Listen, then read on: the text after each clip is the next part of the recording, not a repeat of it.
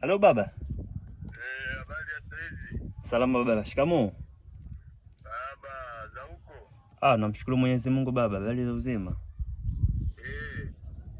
Naam baba. Vipi kuhusu kodi yangu baba? Baba, nilimwachia mke wangu pale nyumbani. Sijui umefika?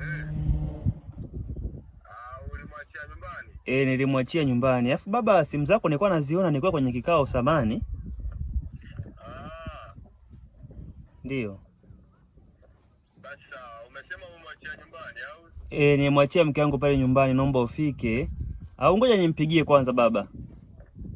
Haya sawa. Nashukuru sana baba.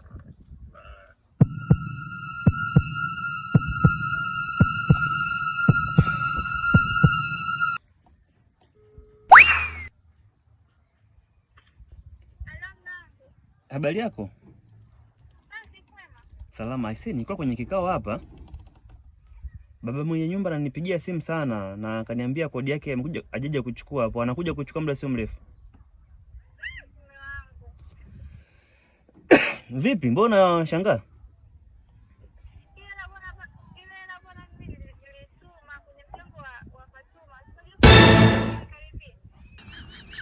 Ela kodi umetuma kwenye mchango wa Fatuma?